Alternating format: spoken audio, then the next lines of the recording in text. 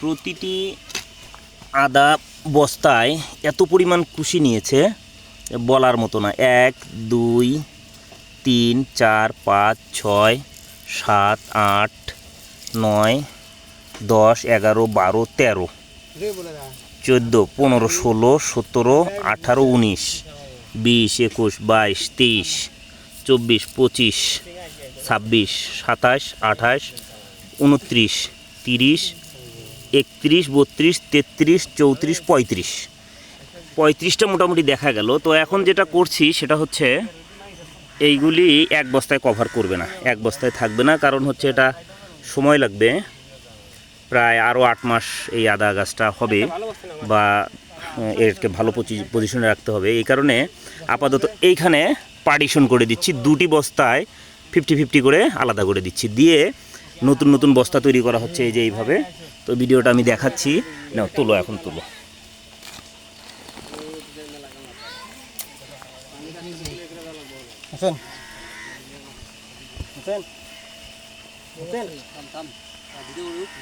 না আনো আনো, সমস্যা নাই, এটা ইয়ে হবে তো, 2টা বস্তাই দেখাবো আমি।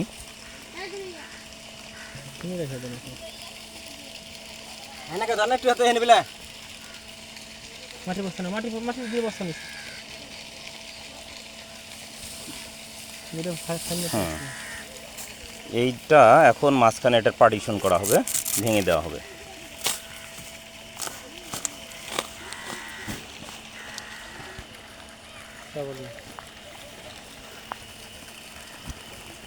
এই মাঝখান থেকে 2টা পিস করা হবে, পিস করে 2টি বস্তায় পৃথকভাবে পুনরায় স্থানান্তর করা হবে, যাতে করে এ পর্যাপ্ত স্পেস পায় বড় হওয়ার জন্য, কুশি ছড়ানোর জন্য, এবং হচ্ছে আদার ইয়াটা যেন ভালো হয়। এই নিয়ে এসে আগে থেকে তৈরিকৃত বস্তায় 50% নিয়ে এসে, অর্থাৎ এখনও অন্তত 14-15টা কুশি এখানে আছে, এই 14-15টা কুশি আনটাচড অবস্থায় লাগানো হলো। এখন এর চারপাশে মাটি দিয়ে দেওয়া হবে নতুন বস্তায়, চারপাশে মাটি দিয়ে দেওয়া আছে, আরও মাটি দেওয়া হচ্ছে, যাতে করে এর বৃদ্ধিতে কোনো সমস্যা না হয়। ও মাই গড, অলরেডি আদা হয়ে গেছে। এই যে আদার অবস্থা, দর্শক বিন্দু দেখতে পাচ্ছেন, আদা অলরেডি কিন্তু শুরু হয়ে গেছে। এই যে এগুলি আসলে আদা, এগুলি আদা। হ্যাঁ, আরও আরও আরও কুশি নিচ্ছে, আরও কুশি নিচ্ছে, প্রচুর কুশি নিচ্ছে, অর্থাৎ এখানে যদি 15টা থেকে থাকে কুশি, দেখা যাবে আরও 15টা কুশি অন্তত নিবে এবং এখানে আদা তৈরি হবে। হ্যাঁ, তো এটাই আসলে আদার মূল বিষয়। তো এখন এটা আরও ভালো করে মাটি দিয়ে দেওয়া হচ্ছে, এই যে যাতে মাটি, সার বা ঔষধ, কীটনাশক এইসবের কোনো সমস্যা না হয়। একেবারেই করণীয় ছিল এটা, যাতে করে গাছগুলি ভালো থাকে, পর্যাপ্ত জায়গা পায়, এর আদার যে ইয়াটা সেটা কন্ডটাকে ঠিকঠাক বড় করার জন্য। এখন আশা করা যায় যে যতটুকু স্পেস, এটা বড় বড় বস্তা দিয়ে দেওয়া হলো, বস্তার মুখ যথেষ্ট প্রশস্ত, যাতে করে এগুলি পর্যাপ্ত স্পেস পায় বড় হওয়ার জন্য, ছড়ানোর জন্য। এই যে দেখা যাচ্ছে এর উপর দিয়ে মাটি দেওয়া হবে, অন্তত আরও 3-4 ইঞ্চি মাটি দিয়ে দেওয়া হবে, যাতে করে সম্পূর্ণ ঢেকে যায় এবং এগুলি এক পর্যায়ে আদা।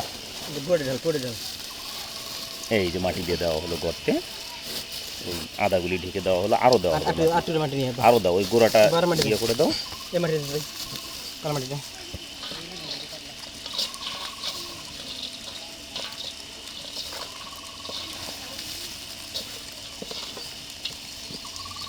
ব্যাস, এইবার ঠিক আছে, খুব সুন্দর হয়েছে, ভেরি গুড, চলবে। এটা সরাও, সরায় ওই বস্তাটা আরেকটা, ওই বাকি অংশটুকু আরেকটা বস্তায় লোড দাও।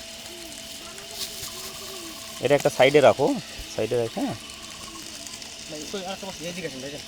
হ্যাঁ, এই বাকি অংশটুকু, এই যে বাকি অংশ থাকলো 50%, এই 50% এখন আরেকটা বস্তায় দিয়ে দিচ্ছি। তাতেও আরও অন্তত 12 থেকে 15টা কুশি আছে, গাছ আছে, এই যে আরও 12 থেকে 15টা গাছ আছে, এই যে এটা এখন শিফট করা হবে আরেকটি নতুন বস্তায়। মাটি প্রিপেয়ার আছে, এই যে মাটি না অত নিচে না, নিচে একটু মাটি থাকুক। হ্যাঁ ব্যাস ব্যাস, গুড। এটা সহ উপরে দরকার হলে আরেকটু মাটি, আর এক লেয়ার মাটি দিয়ে দিবা। এই